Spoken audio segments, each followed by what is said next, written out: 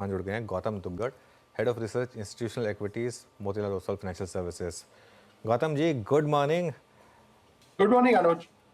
तो आप तो काफ़ी एफआईज से भी बात करते होंगे, झटका लगा उनको और क्या व्यू बन रहा है? कल इतनी बड़ी सेलिंग आई 12,000 करोड़ की, क्या आप कुछ टाइम के लिए सेलिंग रहेगी?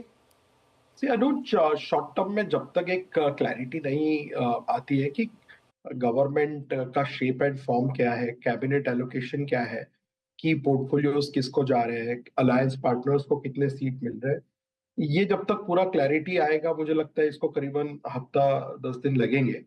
तब तक मार्केट में थोड़ा सा ये वोलेटिलिटी रहेगा। और कोई भी बड़ा पैसा कमिट करने से पहले ये क्लैरिटी जरूर चाहेगा। तो मुझे लगता है थोड़ा बहुत मार्केट साइडवेज ही रहना चाहिए। रोज तो आपको अभी 5-6% करेक्शन नहीं दिखेगा, but I won't be surprise अगर थोड़ा बहुत और करेक्शन हो जाता है till the time dust settles down on the government formation and clarity emerges on की पोर्टफोलियो एलोकेशंस। बिकॉज कई ऑलमोस्ट हम लोग अब 10 साल बाद कोएलिशन एरा में वापस जा रहे हैं, तो डायनामिक्स थोड़े तो जरूर चेंज होते हैं कोएलिशन पॉलिटिक्स में। हाँ, एक बात जरूर है कि हमारी economy, corporate earnings, overall capital market flows वगैरह बहुत स्ट्रांग है अभी। मतलब हमने लास्ट टाइम भी जब भी बात किया था, मैंने आपसे मेंशन किया था कि इंडिया भी एक एक मिनी गोल्डीलॉक्स टाइप सिचुएशन में है कि काफी सारे मैक्रो पैरामीटर्स, फंडामेंटल्स हमारे बहुत अच्छे हैं अभी। तो एक कुशन प्रोवाइड करता है। End of the day, once politics is done in 7-8 days, 10 days, market फिर से अपने पुराने business as usual operating fundamentals पे ट्रेड करना चालू हो जाएगा। तो तब ये चीजें काफी हेल्प करेगी बाजार को। ओके, अच्छा मैं एक और सवाल पूछ रहा हूँ आपसे, बिल्कुल मैं मान गया बात। अच्छा, एक होता है स्टॉक्स में कुछ प्राइस करेक्शन, एक होता है वैल्यूएशन करेक्शन। अब ये जो defence, railway, PSU power stocks, इनमें बेतहाशा जो तेज़ी हुई थी, क्या ये सिर्फ कल के करेक्शन से खत्म हो जाएगी या इनमें वैल्यूएशन करेक्शन भी होगा? आप गौतम जी। अनुज, बहुत क्लियर है कि ये सारे जो स्टॉक्स है पिछले 1-1.5 साल में जो 4-4, 5-5 गुना बढ़े हैं, अभी उसमें थोड़ा करेक्शन हमने कल देखा है। तो इसमें कोई बहुत सरप्राइज नहीं होना चाहिए अगर ये और करेक्ट होते हैं तो। बिकॉज थोड़ा सा जो एक वर्डिक्ट आया है वो एक्सपेक्टेशंस के मुताबिक नहीं आया है। तो ये कहना कि सब कुछ बढ़िया है और वैल्यूएशंस और बढ़ते रहेंगे, ये सही नहीं होगा।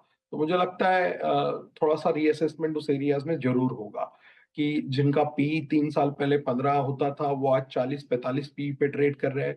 हो सकता है पी कल के करेक्शन के बाद 40 से 30 हो गया हो या 35 हो गया हो।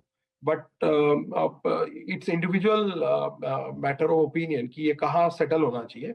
बट मुझे लगता है कि थोड़ा बहुत जो हमने फ्रॉड देखा था काफी सारे इन स्पेसेस में, हालांकि रेलवेज वगैरह पे अभी भी हमारा कवरेज नहीं है, डिफेंस पे अभी भी हमारा कवरेज नहीं है। काफी स्टॉक्स ये 4-4, 5-5 गुना 12 महीने में चल गए थे, जबकि अर्निंग्स 5 गुना नहीं बढ़े थे। सो बहुत सारा री रेटिंग हुआ था। तो थोड़ा मॉडरेशन एक्सपेक्ट करना मुझे लगता है पार फॉर द कोर्स है मार्केट के इसमें ट्रेडिंग में। अच्छा गौतम जी, अभी आपने रेलवे का जिक्र किया, आपने डिफेंस का जिक्र किया, लेकिन एक स्पेस जहाँ पे आप काफ़ी बुलिश थे और आपकी रिपोर्ट्स पे हमेशा मेरी बातचीत हुई भी आपसे, वो थे PSU banks. No doubt about that कि Q4 में भी अगर नंबर्स देखें, एनआईएम्स कितने स्ट्रॉन्ग पीएसयू बैंक्स ने पोस्ट किए, कहीं कहीं पर तो फ्लैट एनआईएम्स भी थे Q3 से Q4 में, स्लाइटली इंप्रूवमेंट भी देखा गया था कहीं कहीं पर। आप ये जो कल कल जो कट आया है, या फिर जो इवन जो इन्वेस्टर्स पीएसयू बैंक्स होल्ड कर रहे हैं, वो इन शार्प कट्स को कैसे डील करें? आपका व्यू क्या है इस पर? सी, मेरा व्यू ये है कि पीएसयू बैंक्स के लिए बहुत ज्यादा चीजें बदली नहीं है। देखिए, रिजीम वही है, कम सीट्स के साथ आया है। और पीएसयू बैंक्स के वैल्यूएशंस कोई ऐसे बाकी जो पीएसयू स्टॉक्स है उनके जैसे अनाप शनाप नहीं बढ़े थे। अब देखिए, एसबीआई ने 20% आरओई डिलीवर किया है FY 24 में। बाकी पीएसयू बैंक्स के भी नतीजे बहुत अच्छे रहे हैं। गवर्नमेंट पावर में वही है। कैपेक्स इंफ्रा स्पेंडिंग मेरे हिसाब से चालू रहेगा। तो क्रेडिट ग्रोथ जो एक हमने 15-16% देखा, अगर वो थोड़ा मॉडरेट भी हो जाता है तो 13-14% क्रेडिट ग्रोथ मेरे ख्याल से करना is not a big deal. और उसके इन लाइन ही फिर आपको अर्निंग्स ग्रोथ भी 17-18% होना चाहिए, जो कि हमारा फोरकास्ट भी है। तो अभी कल के करेक्शन के बाद काफी सारे पीएसयू बैंक्स हमें वैल्यूएशन पे फिर से काफी अट्रैक्टिव लग रहे हैं। इसलिए हमारा स्टांस वहां पे चेंज नहीं हुआ है, क्योंकि वैल्यूएशन वहां पे बहुत कंफर्टेबल है। और जो साइकिल है पीएसयू बैंक का, मुझे लगता है एसेट क्वालिटी अभी भी अगला 1-2 साल काफी स्ट्रांग रहेगा। ऐसा नहीं है कि गवर्नमेंट के सीट्स कम आ गए तो एसेट क्वालिटी चेंज हो जाएगा। हाँ, लेकिन ये सब वापस ठीक होने को मुझे लगता है थोड़ा सा टाइम जाएगा। जब तक गवर्नमेंट फॉर्मेशन नहीं होता है, स्वेरिंग इन नहीं होता है, पोर्टफोलियो एलोकेशन नहीं होता है, कोई ऐसे इन्वेस्टर को बहुत ज्यादा जल्दी नहीं रहेगी कि पैसा कमिट करेंगे। वो इवेल्युएट करेंगे, चाहे नए सिनेरियो में फिर से चीजें देखेंगे। बट वैल्यूएशंस बहुत कंफर्टेबल है पीएसयू बैंक्स में, और अंडरलाइंग फंडामेंटल्स बहुत ज्यादा स्ट्रांग है। वैल्यूएशंस कंफर्टेबल है और अंडरलाइंग फंडामेंटल्स स्ट्रॉन्ग है, but it's all about having timing. देखना चाहेंगे गौतम जी, जैसे कि कह रहे हैं कि स्विनिंग और पोर्टफोलियो मंत्रालय कैसे डिस्ट्रीब्यूट होते हैं। एक चीज़ गौतम जी, कल बाजार ने इन नई पॉलिटिकल इक्वेशंस को सेंस करते साथ जो अपने गियर शिफ्ट किए, उसमें वो था डिफेंसिव की तरफ तुरंत भाग गया बाजार। एचयूएल ने मेरे ख्याल से अपने बीते साल 1.5 साल के करियर का सबसे बड़ा स्विंग तो 2 दिनों में दिया, कल और आज में। अब टाइम वाइज इनका ये चलना, डिफेंसिव का चलना, एफएमसीजी का चलना, और स्पेशली जब मैट ये कह रहा है कि इस बार का मानसून अच्छा रहेगा, और specially the second part of the monsoon, आप एफएमसीजी को कैसे डील कर रहे हैं इस प्राइस पे, और आपके प्रेफर्ड स्टॉक्स क्या हैं इस वक्त? इसमें 3 चीजें हैं। एक तो कल का जो वर्डिक्ट था, उसके बाद कई सारे लोगों ने थोड़ा सा पोर्टफोलियो रीएलोकेशन का कॉल लिया है कि जब तक चीजें क्लियर नहीं होती है, उन्होंने डिफेंसिव एलोकेशंस बढ़ा दिया है। तो उसमें एफएमसीजी नंबर 1 है। नंबर 2, मॉनसून, जो कि आपने अभी कहा, नॉर्मल मॉनसून का फोरकास्ट है जो भी आपको दिख जाएगा अगले 8-10 दिनों में। अगर मॉनसून नॉर्मल होते हैं तो जनरली रूरल फेसिंग सेक्टर्स के लिए काफी पॉजिटिव होता है, चाहे वो एफएमसीजी हो या ऑटो हो। तीसरी बात है कि मैनेजमेंट्स ने अपने कमेंट्रीज में फोर्थ क्वार्टर के रिजल्ट्स में, कई सारे एफएमसीजी मैनेजमेंट्स ने कहा था कि उनको थोड़ा सा डिमांड में रिकवरी दिख रहा है अभी 2-2.5 साल के वीकनेस के बाद। ये रहा तीसरा पॉइंट। और चौथा और आखिरी पॉइंट ये है कि गवर्नमेंट का जो अभी तक का पॉलिसी था पहले 2 डिस्पेंसेशन में, वो कंप्लीटली इन्वेस्टमेंट फोकस्ड और कैपेक्स फोकस्ड था। चेंज रियलिटी में मुझे लगता है थोड़ा बहुत ट्विक विक करेंगे। और मुझे लगता है कंजम्पशंस के लिए, bottom of the pyramid population के लिए कुछ सहूलियतें मुझे लगता है ये बजट में आपको देखने मिलेगी, क्योंकि 4 महीने बाद फिर से 3 बड़े इलेक्शंस हैं, महाराष्ट्र, झारखंड और हरियाणा के। तो मुझे लगता है गवर्नमेंट चाहेगी कि थोड़ा सेंटिमेंट रिवाइव हो, थोड़ा बहुत जो वोट शेयर उनका अलग अलग स्टेट्स में गया है, जैसे यूपी है, राजस्थान है, हरियाणा है, बंगाल है, महाराष्ट्र है, ये 5 स्टेट में मिलके उनके लगभग लगभग 60 सीट्स कम हुई है। यही 5 स्टेट है जहां पे उनको पूरा खामियाजा भुगतना पड़ा है, 303 से 240 आई है। तो वहां पे वो चाहेंगे कि रूरल का जो एक सेगमेंट है, वहां पे एक सेंटिमेंट रिवाइवल करने का कोशिश करेंगे। ये सब 4-5 पॉइंट्स अगर आप जोड़ते हैं, तो एफएमसीजी में जो तेजी आपको दिख रही है कल से, बहुत ज्यादा वो सरप्राइजिंग नहीं है। हो सकता है कुछ टाइम तक वो कंटिन्यू भी रहे, बिकॉज ऑब्वियसली बहुत स्ट्रॉन्ग डिफेंसिव्स माना जाता है एफएमसीजी को। जहां तक हमारा सवाल है, इसमें हमको आईटीसी, हिंदुस्तान लीवर और Dabur, sorry, ITC, Hindustan Lever, Dabur और गोदरेज, ये 4 शेयर हमें पसंद है। ओके, गौतम जी, ये एक चीज़ जो मैं आपसे पूछना चाहूँगा, इन इलेक्शंस का क्या किसी भी तरीके से निफ्टी अर्निंग्स पर कोई इम्पैक्ट आएगा? क्योंकि अगर वो नहीं आएगा तो निफ्टी लेवल पर बियॉन्ड अ पॉइंट इम्पैक्ट नहीं आना चाहिए, क्योंकि इवेंचुअली तो मार्केट उसी डायरेक्शन में जाएगा जिस डायरेक्शन में निफ्टी जा रहा है। बहुत अच्छी बात कही आपने अनुज, वेरी वेरी प्रूडेंट पॉइंट। तो लास्ट ईयर हमने अनुज 25% अर्निंग्स ग्रोथ किया है FY24 में, राइट? और हमारा ईपीएस 1005 था। FY25 के लिए हमारा ईपीएस ग्रोथ का अनुमान है 14%, जो कि 1142 रुपया होता है। अब ये जो 14% अर्निंग्स ग्रोथ फोरकास्ट है, उसमें से इंक्रीमेंटल अर्निंग्स का 80% केवल 3 सेक्टर्स कंट्रीब्यूट कर रहे हैं, जो है फाइनेंशियल्स, मेटल्स और आईटी। आईटी में थोड़ा सा 3 साल के लो बेस पे हमने 10 से 12% का ग्रोथ पकड़ा हुआ है। फाइनेंशियल्स में 18% है, और मेटल्स में again on low base of last 2 years 25-30% earnings growth का अनुमान है, because globally also commodity prices थोड़े से रिवाइव हुए थे। अब इसमें से मेटल्स का जो अर्निंग्स होता है वो ग्लोबल कमोडिटी पे डिपेंड होता है, तो उस पर गवर्नमेंट चेंज का मुझे नहीं लगता है बहुत ज्यादा फर्क पड़ेगा। दूसरा आईटी है जो completely US and Europe dependent है, because 70-75% of the business is from US and Europe. Again वहां पे भी इंडिया के गवर्नमेंट के सीट्स कम होने का कोई डायरेक्ट इम्पैक्ट नहीं है। तीसरा है फाइनेंशियल्स। अभी फाइनेंशियल्स का जो पॉइंट मैं आपको पीएसयू बैंक के सवाल के जवाब में जो मैं दे रहा था कि क्रेडिट ग्रोथ अगर 13-14% होता है और ब्रॉड मैक्रोज जो हमारे इतने स्ट्रांग है वो चेंज नहीं होते, तो फाइनेंशियल्स के अर्निंग में भी मुझे बहुत ज्यादा दिक्कत नहीं दिखती है। तो ये जो हमारा 14% ग्रोथ का निफ्टी का अर्निंग्स का अनुमान है, मुझे नहीं लगता उसमें बहुत ज्यादा डाउन साइड है। यस, थोड़ा सा मल्टीपल जो निफ्टी को मिल रहा है आगे पीछे होने के चांसेस है, बिकॉज जो एक पॉलिटिकल प्रीमियम मिल रहा था इंडिया को स्टेबिलिटी का, सिंगल पार्टी मेजोरिटी का, हो सकता है वहां पे थोड़ा बहुत मॉडरेशन हो जाए, बट अर्निंग्स का इस पे मुझे कोई डायरेक्ट असर नहीं दिखता। अच्छा गौतम जी, मैं जस्ट अगर मैं एक इंस्टेंस रखूँ एक स्टॉक के प्राइस का, HPCL, मतलब इसका प्राइस 26 सितंबर 2023 को 251, फिर उसके बाद ऑलमोस्ट 600 रुपये का हाई और आज 480 पे ट्रेड कर रहा है।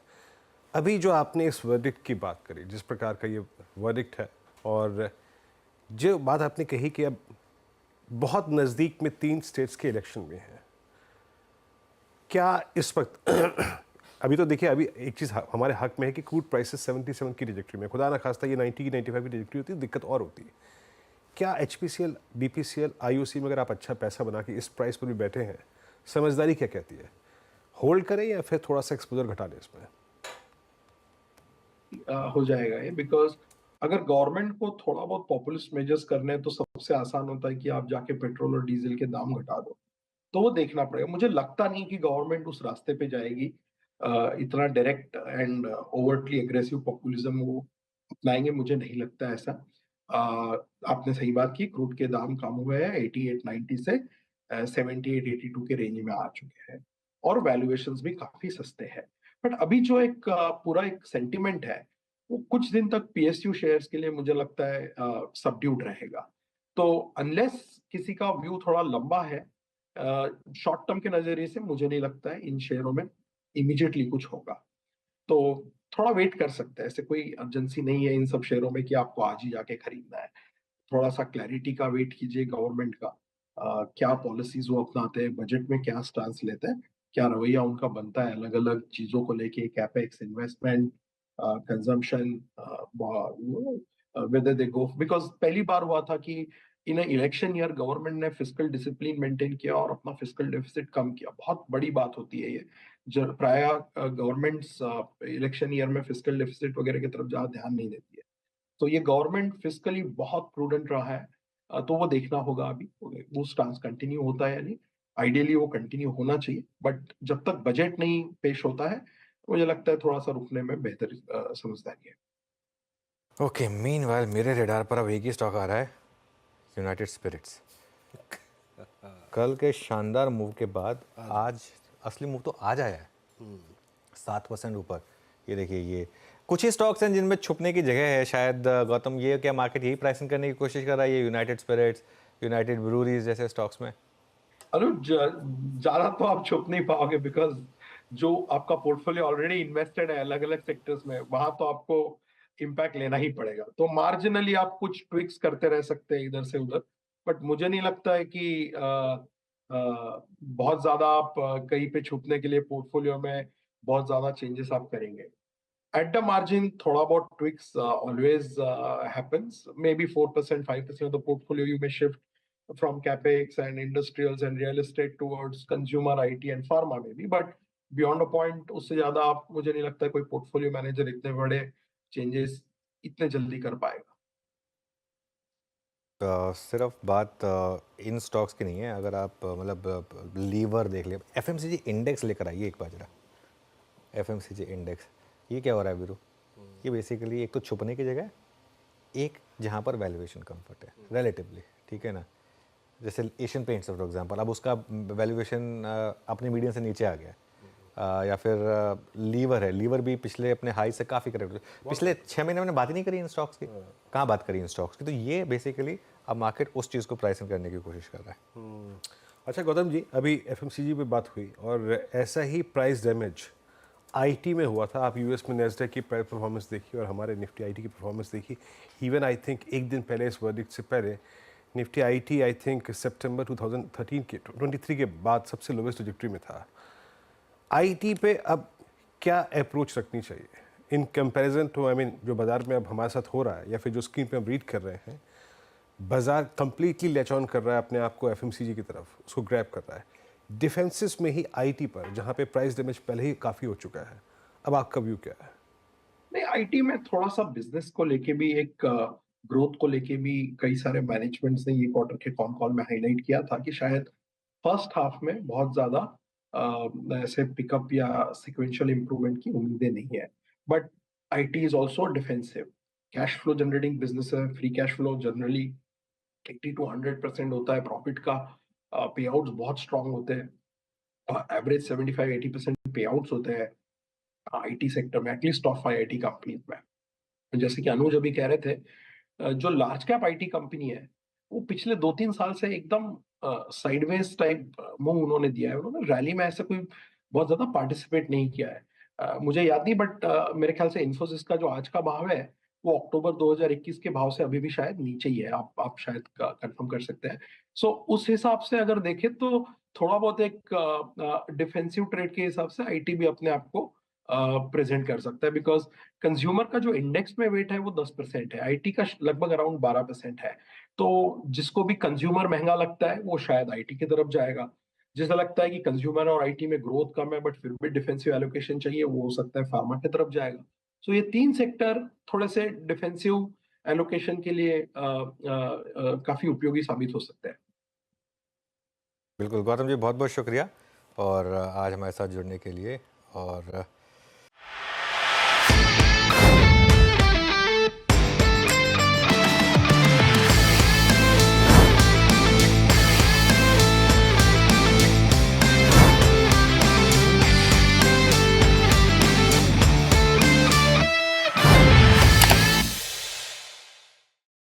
बता दें कि मनी कंट्रोल पर दिए गए विचार एक्सपर्ट्स के अपने निजी विचार होते हैं। वेबसाइट या मैनेजमेंट इसके लिए उत्तरदायी नहीं है। यूजर्स को मनी कंट्रोल की सलाह है कि कोई भी निवेश निर्णय लेने से पहले सर्टिफाइड एक्सपर्ट की सलाह लें।